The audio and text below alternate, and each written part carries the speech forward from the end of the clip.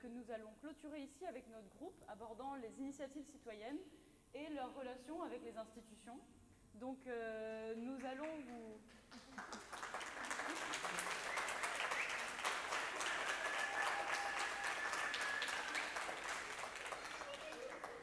Alors déjà, je peux nous présenter donc, nous les personnes qui avons travaillé sur ce sujet. Donc Louise, moi Julia, Garance et Esther qui est là avec nous mais qui après s'occupera de la partie technique et avec qui nous travaillons depuis le début de l'année. Et Fanny, facilitatrice graphique, qui s'est jointe à nous sur ce dernier mois afin de proposer ensemble un nouveau format qui est en fait une exposition interactive qui est le fruit de nos recherches de toute l'année. Nous avons décidé de ne pas rester sur le même format avec des interventions parce que nous aurions aimé faire des animations participatives et que le format se prête mieux, comme là nous sommes en semi-distanciel, de faire cette exposition auquel nous allons pouvoir contribuer ici en présentiel et en distanciel, maintenant et demain, après-demain, dans une semaine, dans un an.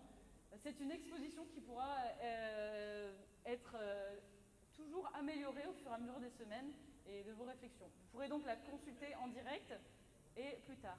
Le lien de cette exposition va être envoyé sur le YouTube et sera partagé sur le groupe Facebook.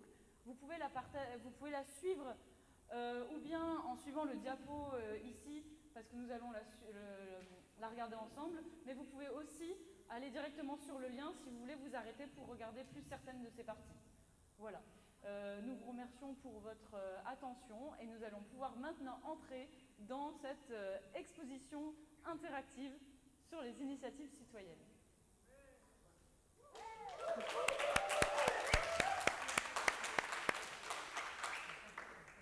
Donc, bienvenue sur la première page de cette exposition. Afin que nous puissions tous et toutes passer un bon voyage au sein de celle-ci, nous allons faire un petit point technique avec Fanny qui va nous expliquer le principe de Miro et comment y contribuer. Regardez.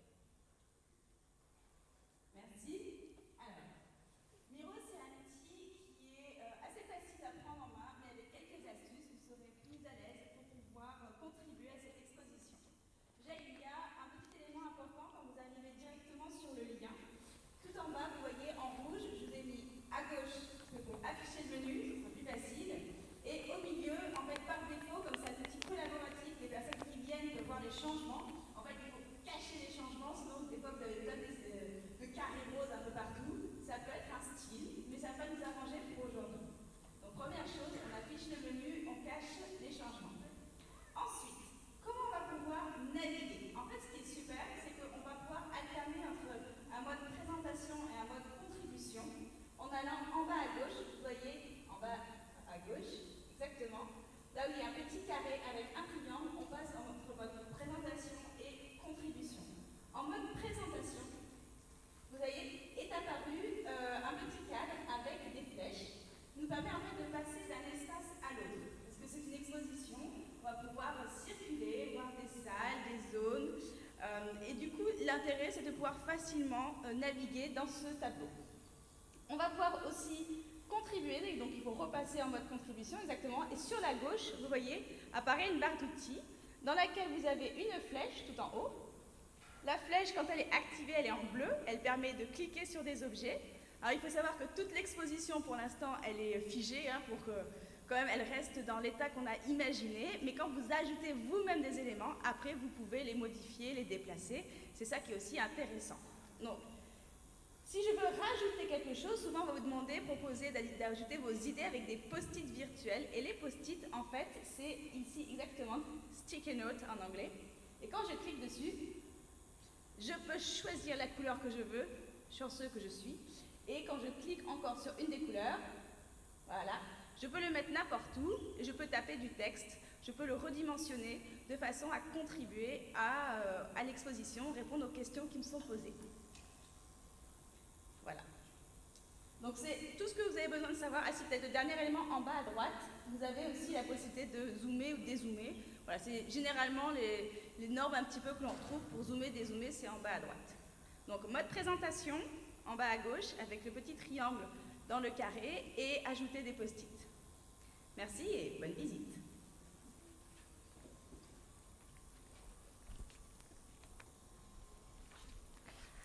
Ok, donc on commence la visite. Un petit point d'abord sur la définition qu'on entend par initiative citoyenne.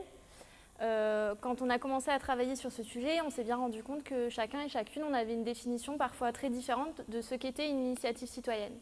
Donc pour se baser sur une base pour la suite de nos recherches, on a identifié cette définition, donc une personne ou un groupe de personnes impulsant une dynamique autour d'un objectif d'intérêt général, avec ou sans statut juridique. Donc ça, c'est la définition qu'on utilisera tout au long de l'exposition. Par toute personne, donc on entend, peu importe sa nationalité ou son statut social, et d'intérêt général, une action, une activité légale ou non, et qui répond à un bien commun.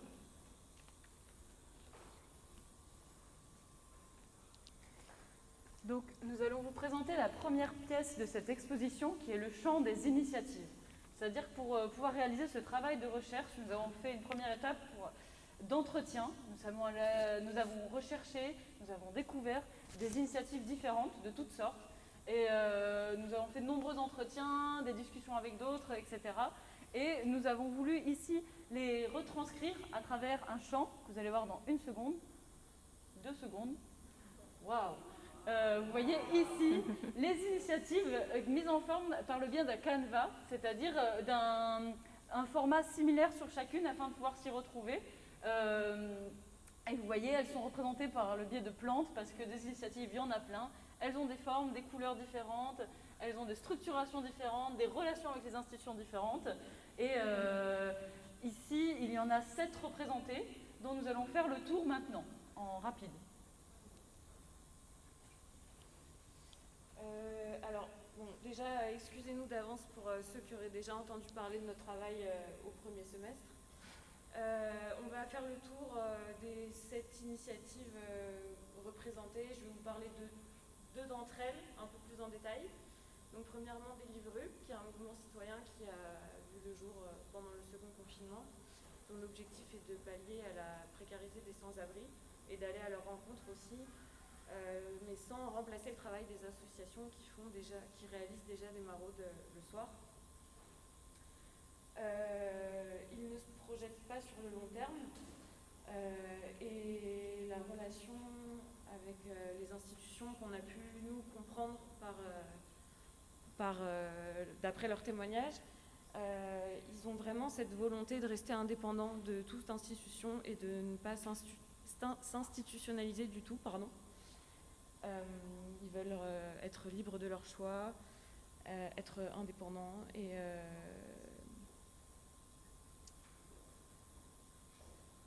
pas forcément, pas forcément se structurer. Après, à voir dans le temps ce que ça va donner. Hein. Ça peut être des idées qui vont perdurer et qui n'étaient pas faites pour ça à la base, comme les Restos du Cœur, les missions locales, entre autres. C'est bon. Le relais montagnard a été créé par des anciens étudiants et étudiantes de Montpellier qui s'étaient rencontrés dans une association étudiante en 2012 et qui ont repris un relais en Ariège. Leurs objectifs sont l'autonomie, l'autogestion, l'écologie politique, l'émancipation individuelle et collective. Ils proposent donc une auberge coopérative accueillant les randonneurs et randonneuses. En plus de ça, ils proposent des activités de bar-restaurant et beaucoup d'activités festives durant la saison estivale. Ce qui nous arrive à parler donc de la relation avec les institutions, ils sont à la fois en coopération et en opposition. Opposition pourquoi avec la municipalité locale,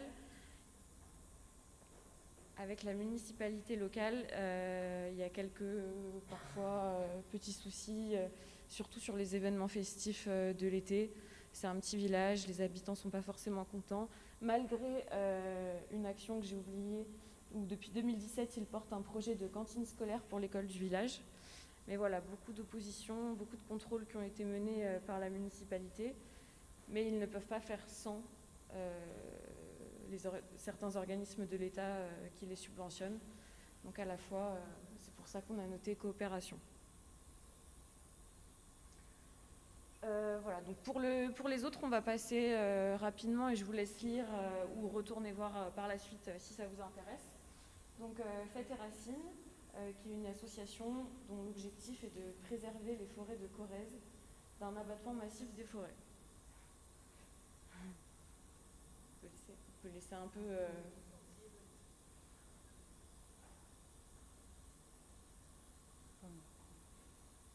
Après, on aura le temps de... je pense qu'on peut faire le tour et l'idée c'est que de toute façon, on vous présente les différentes parties et après chacune pourra y retourner à tout moment et avoir le temps de les regarder plus en détail. C'est plus pour vous donner une idée des autres sujets abordés des initiatives. The Event, qui récolte des dons pour des associations grâce à une notoriété sur Twitch.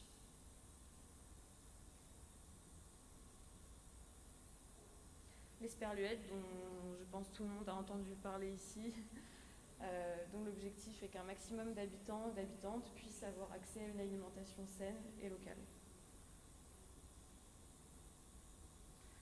Je cours toujours, qui est une association, enfin devenue association sans forcément le vouloir, qui propose des cours de marche nordique, des courses à pied, ouverts à toutes et à tous, dans un objectif de rencontre d'habitants, entre habitants et habitantes.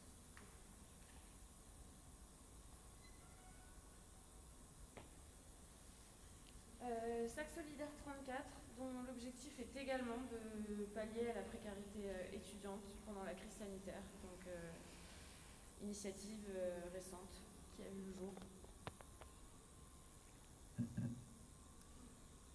Et comme forcément ces initiatives, c'est vraiment juste quelques-unes sur un océan, on a mis quelques exemples ici d'autres initiatives qui nous ont beaucoup inspirés, dont on a beaucoup discuté, mais dont on n'a pas fait un canevas en soi. Donc la compagnie Interstice qui nous a donné beaucoup de pistes dans notre travail de recherche, la bulle douche nomade qui est sur Montpellier et qui a aussi été très riche d'informations et de réflexions sur le rapport aux institutions, Vélocité, l'association Avec Nous, les squats de logements sociaux aussi qui sont dans une partie moins légale des initiatives mais pourtant quand même qui peuvent être considérées comme initiatives citoyennes, ou l'association CLOP. Et comme on sait qu'il y en a une liste immense, on vous a laissé un petit espace à côté pour pouvoir mettre votre initiative. Donc là, on en a déjà vu au cours de ces 2 jours un certain nombre sur les thématiques que nous avons abordées. Est-ce que là, parmi le public, certaines personnes ont envie de partager une initiative, qu'ils ont envie qu'elle soit affichée? Ma collègue Esther pourra la mettre directement sur un post-it. Comme ça fuse. Une idée d'initiative.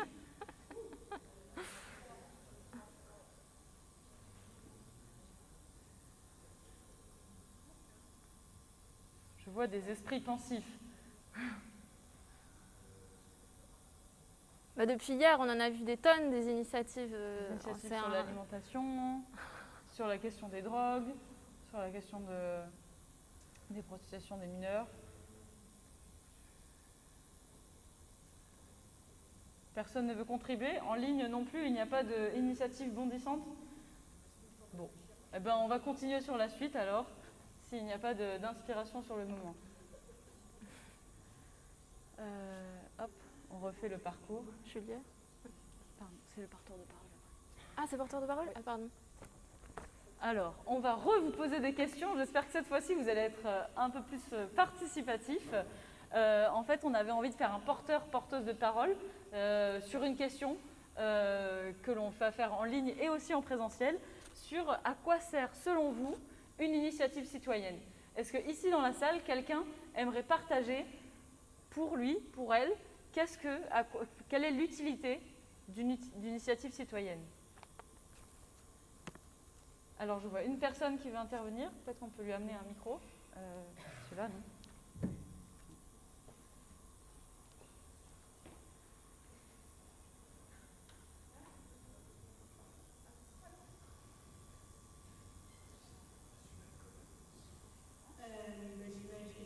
Est-ce que les problèmes émanent du bas?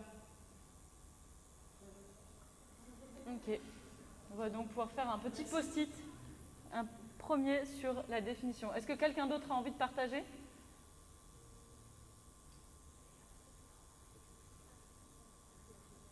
Je vois une nouvelle personne qui souhaite partager. Souvent, les initiatives citoyennes, pour moi, c'est des choses qui sont innovantes et qui changent l'ordinaire. Super. Encore une participation, je vois.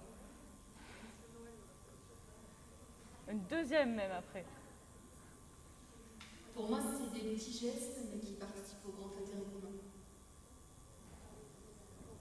Wow. Il y a de la poésie dans l'air. Quelle sera la prochaine participation?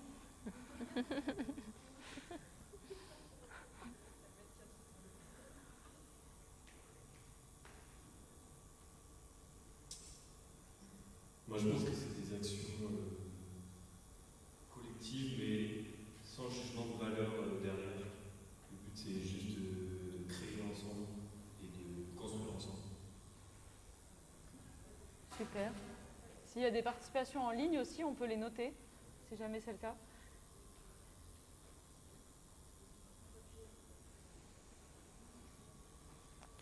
Pour moi, c'est la... Je sais pas, je peux y aller. C'est la démocratie pour et par le peuple. C'est la démocratie appliquée par le peuple.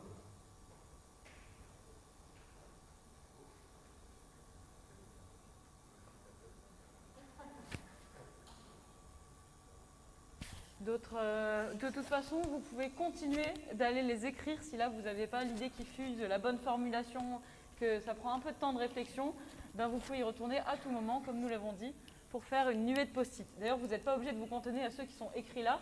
Vous pouvez en mettre partout autour de toutes les couleurs pour faire un arc-en-ciel de définition. Nous allons passer maintenant à la suite. C'est le pavillon des institutions. En fait, on s'est rendu compte en faisant tous ces entretiens des initiatives citoyennes que souvent c'était la thématique de la relation que ces initiatives citoyennes avaient avec les institutions qui pouvait être la plus clivante avec des avis les plus divergents, des rapports assez différents. Et donc on a décidé d'essayer de rencontrer ces institutions pour savoir, elles, leur rapport avec ces initiatives citoyennes, comment elles les perçoivent, et si elles interviennent, comment elles interviennent auprès d'elles. Donc quand on parle d'institutions, on donne la définition des collectifs territoriaux et des établissements publics nationaux à caractère administratif, donc c'est assez large. On a réalisé des entretiens donc, avec des personnes qui travaillaient à l'intérieur. On a réalisé donc 4 entretiens. Et parce qu'on veut se concentrer sur plus l'interactivité, l'idée sociale et donc pas du tout politique, on a fait le choix de les anonymiser. C'est pourquoi on ne vous dira pas de quelle institution il s'agit parce que ce n'est pas ce qui est le plus important au fond. Donc on va essayer de passer en revue un peu chacune de ces institutions et un peu leur rapport.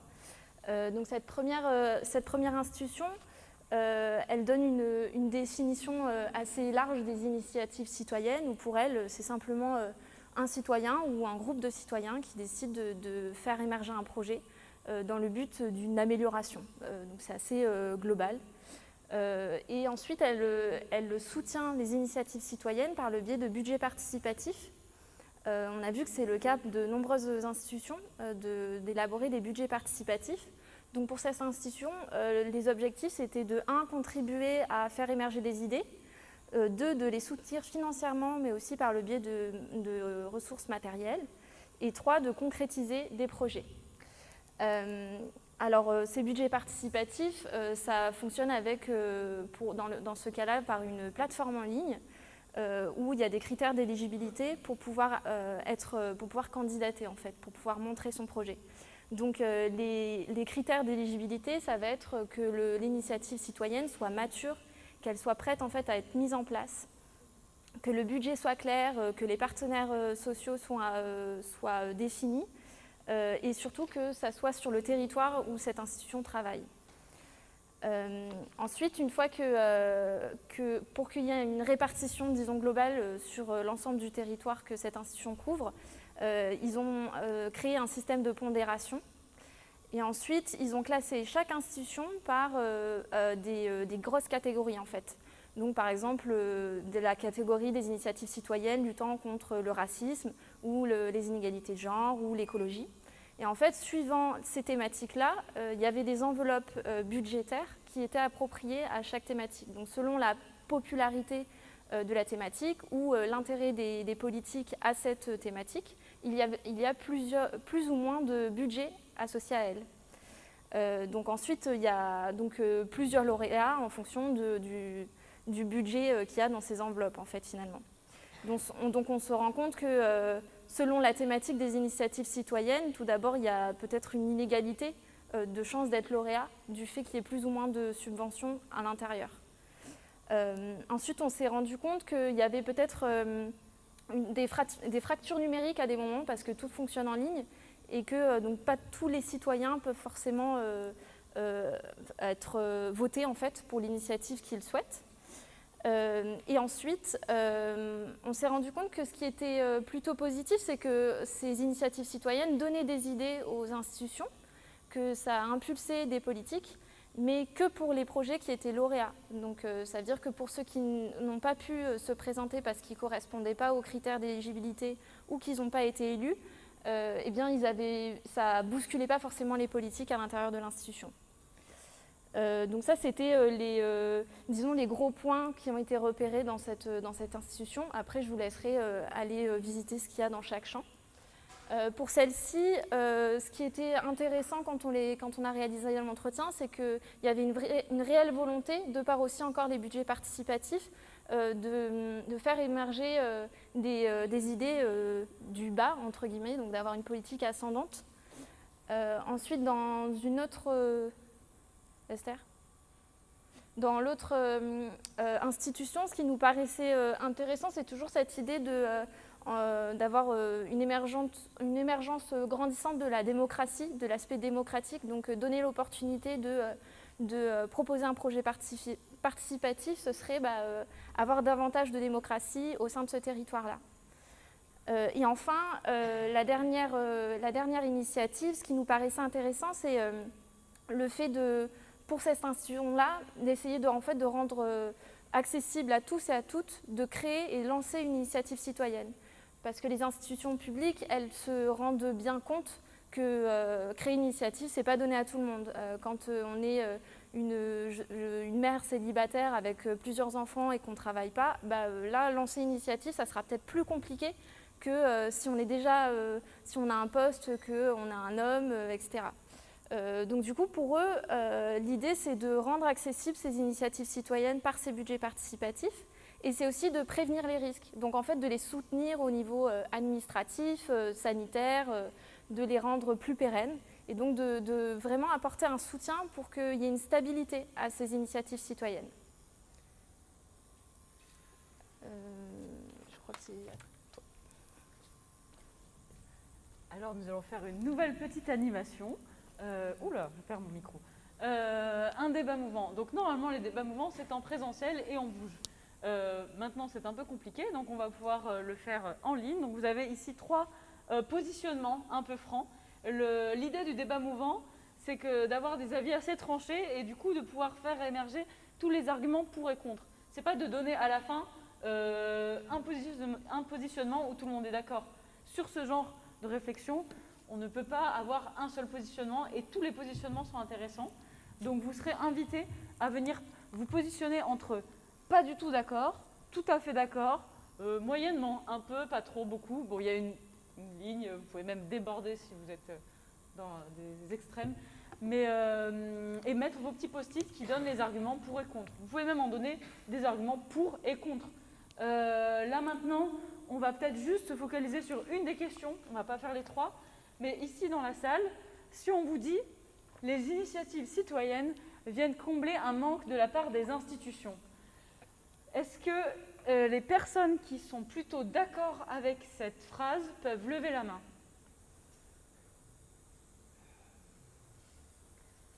Est-ce que l'une des personnes qui a levé la main aimerait venir nous dire pourquoi?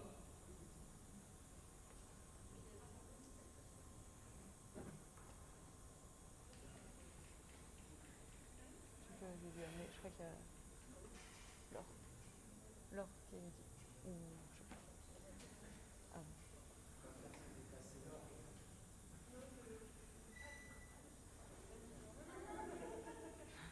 Alors il y a plusieurs personnes qui ont envie d'intervenir, mais plusieurs personnes peuvent intervenir.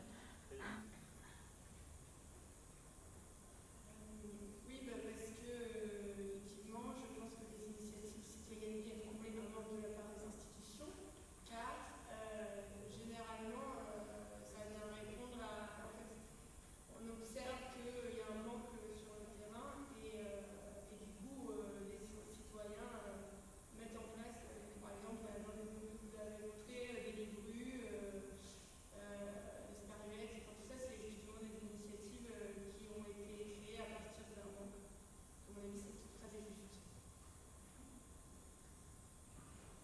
Est-ce que quelqu'un d'autre voulait participer dans la catégorie du oui? Plutôt d'accord? Avec le fait que les initiatives viennent combler un manque? Exactement, ce que j'ai entendu, c'est en fait pour combler des besoins qui n'ont pas été satisfaits, ou pas en tous les cas désignés ou compris, et qui font ressortir justement le fait que ces besoins n'ont pas été satisfaits. Donc voilà, c'est pareil. Très bien. Est-ce qu'il y a d'autres personnes qui veulent donner leur point de vue sur ce positionnement? Et sinon, est-ce que des personnes veulent donner leur point de vue sur pourquoi est-ce qu'ils ne sont pas d'accord avec cette phrase? Et je vois une personne ici dans le public.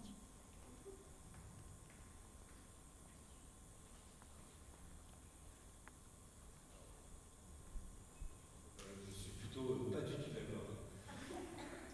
Parce que je pense que si on se met dans cette position, c'est qu'on est hyper attentiste de la part des institutions publiques et que ça pose le citoyen au secours des institutions.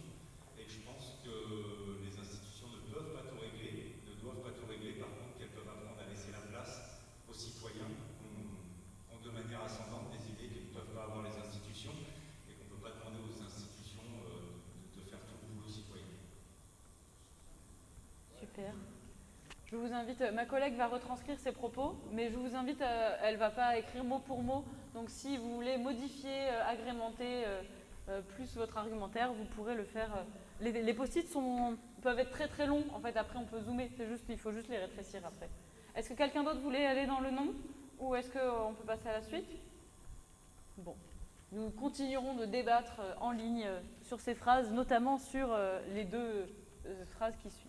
Nous allons donc passer à la partie suivante, The Masterpiece. Donc c'est la pièce maîtresse de notre travail, c'est-à-dire celle où nous avons essayé de synthétiser, de réfléchir, d'analyser tout ce que nous avons entendu dans nos entretiens avec les initiatives, avec les institutions, pour en ressortir avec des réflexions qui ne soient pas non plus trop simplistes.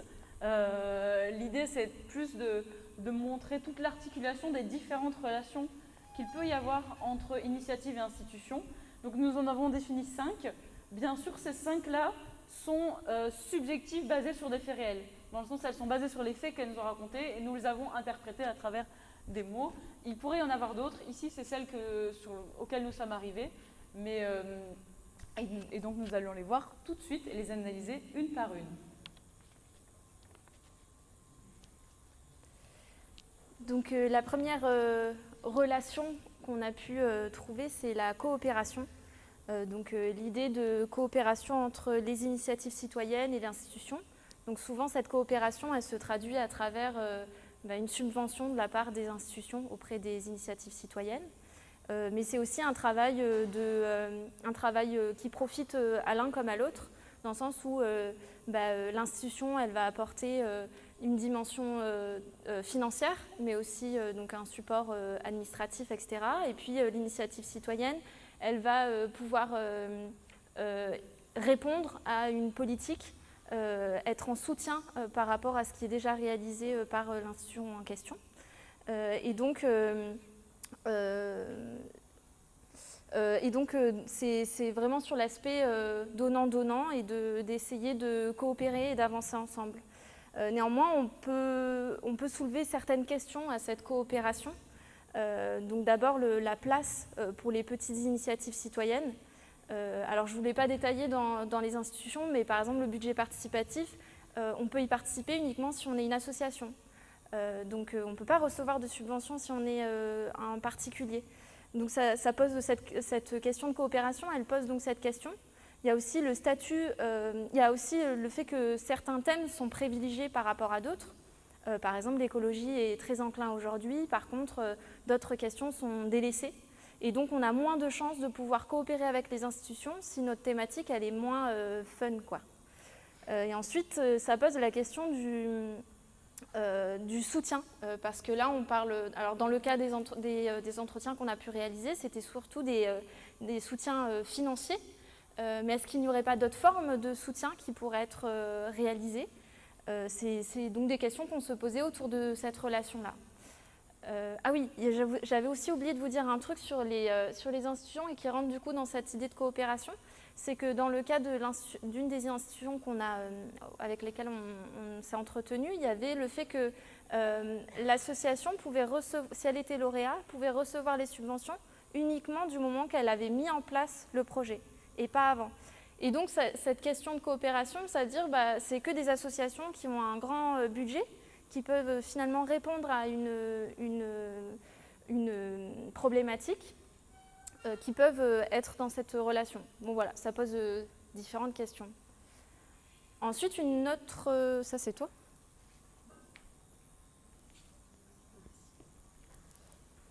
La deuxième relation que l'on va évoquer entre initiative citoyenne et institution est ce qu'on a remarqué, donc toujours d'après les témoignages, une relation d'instrumentalisation. Donc l'instrumentalisation des initiatives citoyennes par les institutions peut être volontaire ou non. Les initiatives citoyennes, comme on vient de le dire tout à l'heure, peuvent parfois répondre ou combler un manque des institutions. Et à partir du moment où une initiative commence à fonctionner, à être reconnue et à prendre en visibilité, peut arriver le moment où une institution propose des subventions, propose de reprendre cette initiative. Ça a été le cas par exemple avec la douche nomade à Montpellier, qui a été reprise par une institution et qui... ok, c'est super, ça a créé 2 postes de salariés, mais ça pose la question où maintenant ils doivent répondre à certains objectifs qui sont demandés, ils sont plus aussi libres et ont parfois l'impression de servir à des intérêts électoraux, par exemple. Et cela peut même, peut-être en annotation sur cette truc d'instrumentalisation, c'est que des fois ça semble même créer des fois l'inverse de ce que l'effet escompté, dans le sens... Elles ont l'impression d'être... le fait que l'institution va financer des initiatives va donner l'impression que l'action de l'institution est suffisante sur ce sujet et qu'elles vont plutôt amener à financer des initiatives le faisant plutôt qu'à développer des services nécessaires pour répondre à des besoins. Cela peut parfois amener ça. Mais maintenant, on peut passer peut-être à la prochaine. L'indépendance, la relation d'indépendance, elle a été évoquée un petit peu tout à l'heure aussi avec Deliveroo. Pour qui c'est important de rester libre. Donc voilà, on a vraiment découvert des initiatives citoyennes tout au long de notre recherche qui avaient cette volonté de ne pas se, je ne vais pas dire ne pas se structurer, mais en tout cas ne pas s'institutionnaliser et rester indépendant. Ce qui implique pas de partenariat, pas de réponse à des appels à projets, mais également par conséquent pas de subvention. Mais à la fois pas d'évaluation, pas d'objectif à atteindre, pas de logique d'entreprise ou quoi que ce soit.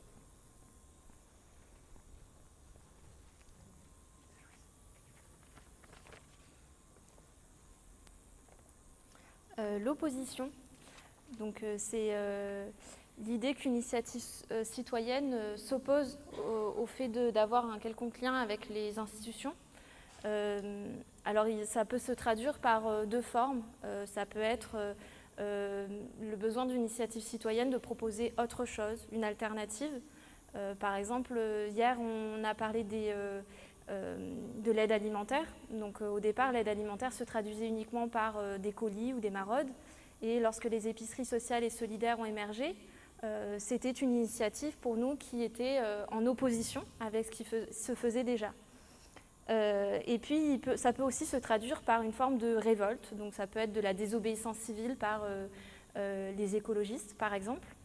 Et c'est une institution Fête et Racines qu'on a rapidement vue tout à l'heure, mais qui nous a expliqué que pour elle, la définition qu'elle pouvait en donner des initiatives citoyennes, ce serait une forme de contre-pouvoir, où les citoyens reprennent du pouvoir et reprennent une forme de contrôle et reviennent à un fonctionnement horizontal. Et donc, pour cette initiative citoyenne, son objectif, c'est de bousculer au contraire les institutions, de donner des nouvelles idées. Vous l'avez dit tout à l'heure dans les post-it, c'est l'idée d'innover et d'apporter quelque chose qui ne ressemble pas à ce qui est fait aujourd'hui.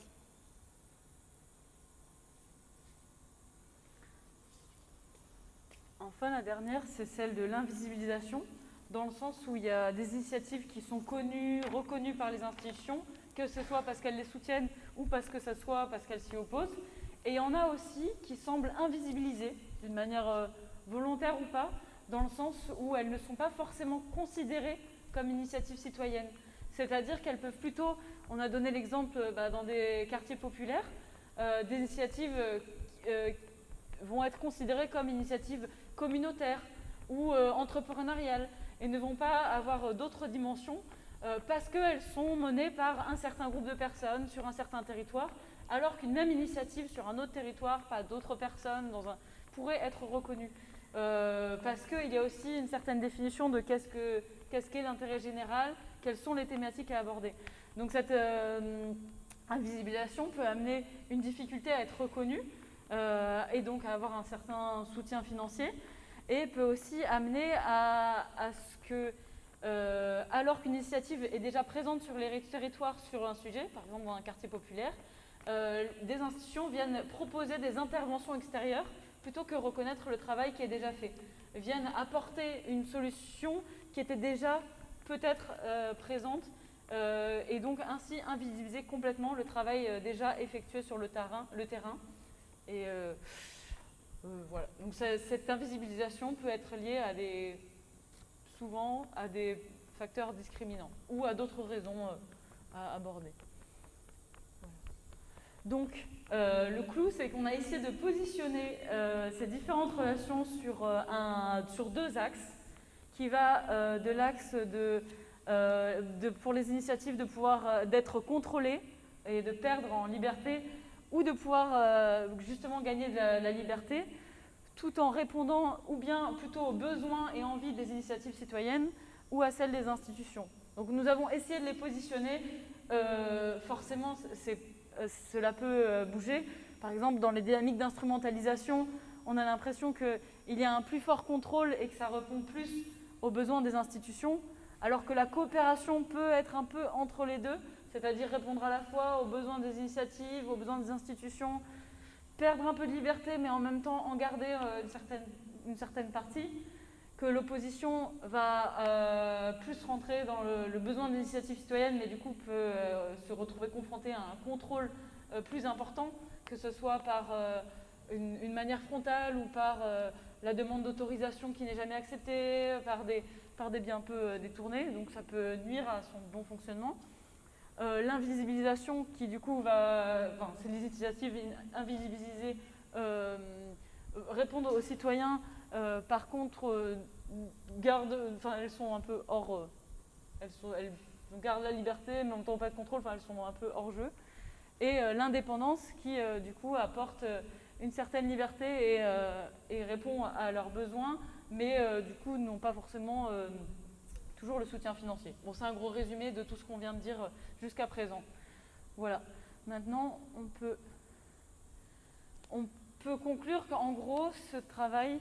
Ah non, vas-y, finis ta phrase. Je sais plus. En gros, on a fait une petite réflexion sur le travail, sur notre posture d'intermédiation que Louise va vous détailler. Oui, en gros, on s'est rendu compte que autant si on travaille pour une institution, pour une institution ou pour une initiative citoyenne ou une asso, la posture à avoir est compliquée, et savoir où on doit se positionner pour travailler au mieux, c'est pas forcément facile. Et donc c'est là où on s'est dit qu'intervient la posture de l'intermédiation, où le but c'est de notre posture, arriver à faire le lien entre ces initiatives citoyennes et les institutions, d'essayer de comprendre les objectifs de départ qui sont définis par les initiatives, mais aussi de ne pas perdre en vue les attentes qu'ont les institutions, et donc d'essayer de comprendre ces enjeux, de calmer les tensions et d'essayer de traduire et d'accompagner les initiatives citoyennes, mais aussi les institutions, à faire un peu un travail de facilitation, de traduction entre les uns et les autres qui ont parfois des langages assez différents pour essayer de mener à bien un projet. Voilà, c'est notre petit mot de la fin, la posture de l'intermédiation.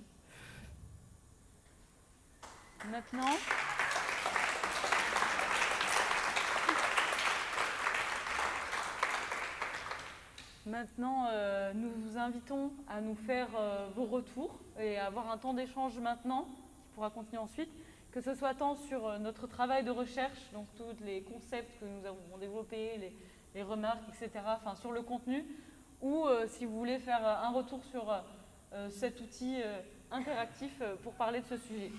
Voilà, la parole est libre pour le public ici présent ou pour les personnes en distanciel qui voudraient nous faire des remarques via la plateforme YouTube. Est-ce que quelqu'un a une remarque déjà ici ?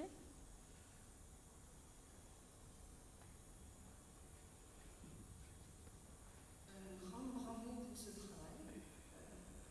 Énorme. Donc, félicitations parce que ça paraît fluide, simple. Et on sait que le plus dur d'un travail long et compliqué, c'est de le rendre fluide et simple.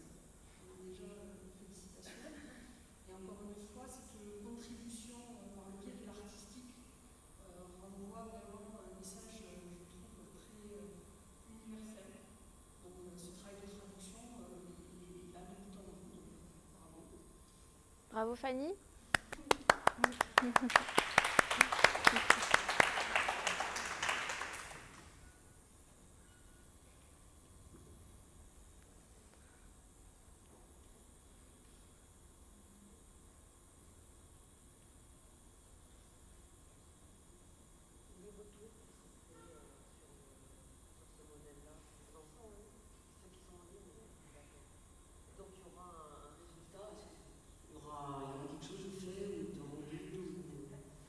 Alors pour le support, en fait, il va continuer d'être accessible sous deux formats, à la fois sur cette plateforme, c'est-à-dire que tout est changeant, enfin pas tout, la base qu'on vous a présentée est fixe, mais les post-it peuvent être ajoutés. Vous voyez, il y en a déjà qui ont l'air d'avoir fait l'expérience en ligne, d'avoir rajouté des post-it, enlevé, on peut même échanger dessus. Donc ça va rester sur ce format disponible et on le mettra aussi sous forme de PDF pour télécharger, pour pouvoir l'avoir plus facilement. Parce que la plateforme aussi est assez lourde à télécharger et prend du temps. Donc des fois, pour avoir plus simplement juste le contenu, il sera disponible en PDF sur le site de l'université avec le lien où on peut continuer d'aller consulter, d'aller annoter, d'aller rajouter des initiatives, continuer le débat jusqu'à que... Enfin, pendant au moins 1 an, on peut garder un œil là-dessus. On peut même le transmettre aux prochaines promotions si elles veulent continuer la partie 2 du travail. Est-ce qu'il y a d'autres retours ? On voit des petites remarques qui apparaissent en ligne qui ont l'air plutôt positives. Ça marche bien, c'est dynamisant, il y a de la vulgarisation. Même les personnes âgées peuvent utiliser l'outil. Bon, ben, j'espère ça, parce que j'ai appris de nombreuses choses. On s'amuse. Ah ben ça, c'est le principal si vous vous amusez. Est-ce qu'il y a encore d'autres échanges, questions ? Après, nous pourrons passer à la clôture de cet événement. Ah, je vois une personne qui...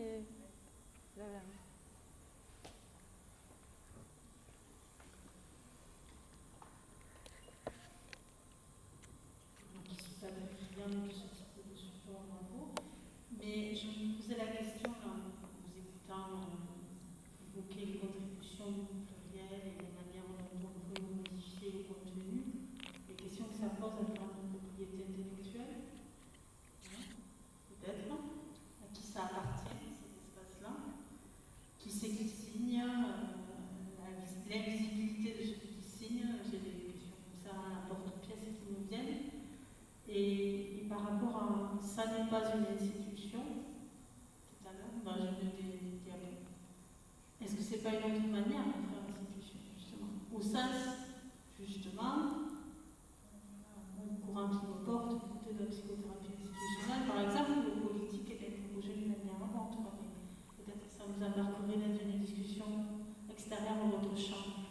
voilà. Parce que là, vous avez saisi une définition de l'institution, elle peut être questionnée, cette définition, ça me dit. Juste sur la question de l'outil à qui il appartient, on n'en a pas débattu ensemble encore, mais je pense que... Ah bah, Fanny peut répondre. Et sur la question de, si j'ai bien compris, votre formulation, c'était est-ce que l'initiative dépasse l'institution ou devient une institution? L'initiative citoyenne, c'est pas une manière de faire proprement l'institution. Oui, que l'initiative citoyenne, ça sera la partie 2 de réflexion. Oui. Alors, je ne pourrais pas vous dire voilà, ce qu'est l'institution, mais par rapport à l'outil, juste des éléments techniques. Donc moi, tous les visuels que j'ai réalisés pour ce travail, ils sont en Creative Commons, et je leur ai tout transmis dans un dossier partagé s'ils veulent le réutiliser. Après, c'est sûr que la licence qui était nécessaire pour utiliser Miro, c'est moi qui l'ai acheté. Du coup, l'idée, c'était pas qu'ils engagent des frais, je leur ai proposé, mais ils ont dit non, vas-y. Et du coup, c'est vrai que pour le coup, administrativement, je suis propriétaire de l'exposition, mais tous les contenus sont, peuvent être réutilisés, copiés, etc. On a aussi extrait en PDF toute l'exposition, toutes les cases qu'on a pu voir, parce qu'en fait, c'est comme des images de très bonne qualité, donc ça, je l'aurais déjà transmis, on peut aussi imaginer de l'imprimer, reconstituer l'exposition en format, pourquoi pas. Et après, par contre, pose la question, ce type d'outil, mais on rentre dans une autre discussion aussi. Là, je vois qu'il y a plein de post-it, je ne sais pas, ont été enlevés, mais il y a peut-être des personnes aussi qui pourraient écrire des choses qui n'iraient pas dans notre sens, ou qui pourraient être peut-être difficiles, des choses qui ne seraient pas appropriées. Et donc, je pose la question de la modération. Qui on serait pour supprimer des post-it qui n'ont pas été mis par nous et qu'on va trouver qui vont desservir notre propos. Donc là, c'est tout un champ. Moi, je leur ai proposé que vous pouvez mettre un mot de passe, mais ils ont préféré que ce soit ouvert. Donc voilà, on accepte tout, on accueille tout, on n'est pas là pour filtrer, parce que ça va dans le sens de notre démarche. Et on va espérer qu'il y aura un bon usage de cet outil, en prenant plutôt le parti de ça se passe bien. Mais c'est ce genre d'outil interactif qui soulève ce genre de questions. Voilà pour moi, je vais enlever la caméra. Je pense que nous, de notre côté, pour le contenu, c'est pareil. L'idée, c'est que ce soit open source, c'est un commun. Déjà, c'est pas, de toute façon, c'est une restitution d'entretien, donc c'est pas notre propriété intellectuelle. Et on peut s'engager, nous, un peu à vérifier parfois les post-it, mais on ne peut pas garantir qu'il n'y aura pas des... Il peut y avoir des trolls, ou des gens qui écrivent des post-it blagues, mais après, on fait confiance aux personnes. Et en fait, c'est bien aussi qu'il puisse y avoir des critiques. Notre travail, on est sur les retours, c'est pas pour qu'on nous fasse bravo, c'est génial. C'est qu'aussi, on continue cette discussion et les critiques, parce que c'est des sujets qui ne sont pas tranchés. Voilà. Est-ce que quelqu'un d'autre veut rajouter quelque chose? Oui, c'est bon. On clôture peut-être. Une dernière intervention ici.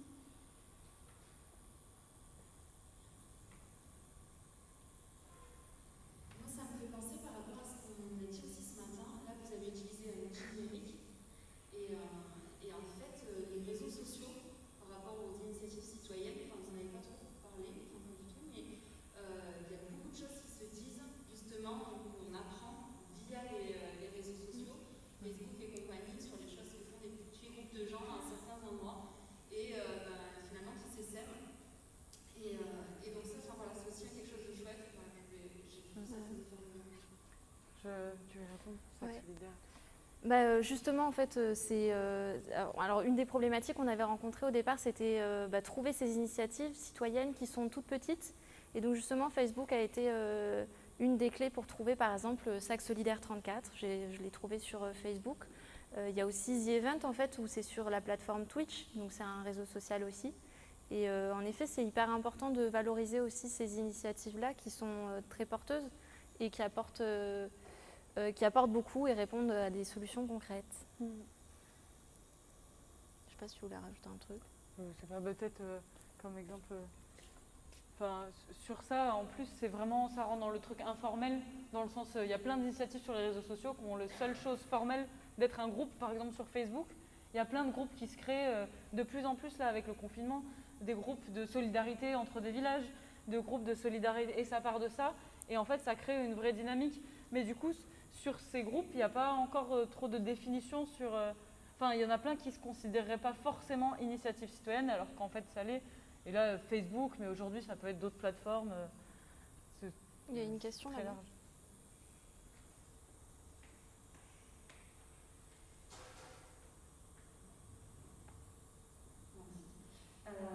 Du coup, on parle de mon sujet, les réseaux sociaux, je vais permettre d'intervenir aussi.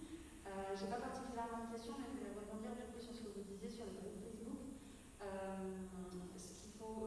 Ce qu'il faut savoir, d'autant plus là, vu qu'on est une université, donc avec beaucoup de projets étudiants, c'est qu'effectivement, il y a énormément de groupes sur Facebook qui se créent pour échanger sur des projets qui ne se considèrent pas comme des initiatives citoyennes et qui pourtant en sont. Il y en a beaucoup à l'initiative des étudiants et que la plupart du temps, ces groupes sont créés pour ensuite mettre en place des projets présentiels en réel, c'est-à-dire que ça leur permet de se coordonner, de se rencontrer, d'échanger, parce qu'aujourd'hui, être sur Facebook, entre guillemets, c'est exister. On va dire n'importe quelle entreprise qui n'est pas sur Facebook a beaucoup moins de visibilité.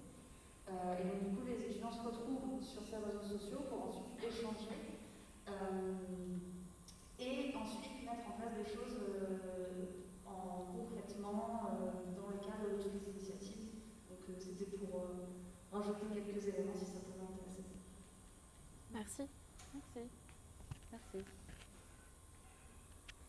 Est-ce que quelqu'un veut rebondir, prendre une dernière intervention? Sinon, nous allons passer à la clôture de l'événement. Eh ben, déjà, merci pour pour notre partie. Nous vous remercions vraiment d'avoir écouté jusqu'au bout, d'avoir participé en présentiel et en distanciel, et on espère plus tard toujours, et d'avoir votre écoute, vos retours. Enfin, c'est super important pour nous. On va inviter, si vous le voulez bien, un ou une représentante de chaque groupe pour venir faire des remerciements peut-être généraux pour ces journées de développement. Nous, de notre côté, on remercie en tout cas. Donc le temps que vous organisez, on peut dire que déjà pour notre groupe Initiative Citoyenne, on remercie beaucoup Fanny pour nous avoir aidé à finaliser ce travail. Comme vous l'avez vu, sans elle, ça n'aurait pas vraiment été possible parce que c'est elle qui a fait toute la partie aussi synthétisation, qui a été là sur les 2 autres jours. On remercie énormément toutes les initiatives qui ont donné de leur temps, des fois beaucoup de temps, qui ont pu échanger avec nous, à cœur ouvert. Et de même pour les représentants des institutions qui ont pareil pris de leur temps, alors que tout le monde a un programme chargé qu'on pourrait changer. Et tous les gens qui ont pu contribuer, donc les retours aussi forcément de nos professeurs, les outils techniques du CMEA qui nous permettent de le mettre ici et là-bas. Après on remercie les collègues de travail et les camarades de la classe qui sont riches d'expérience. Et puis nous, après on remercie la fac, l'université. Merci l'université.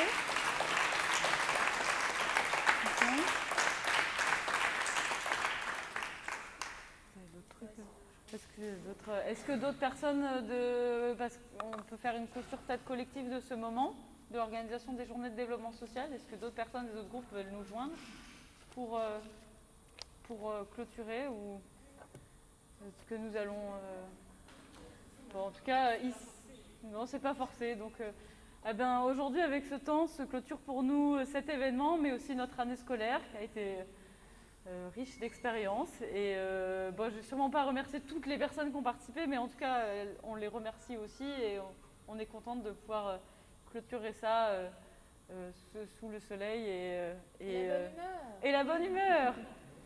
Voilà, merci beaucoup.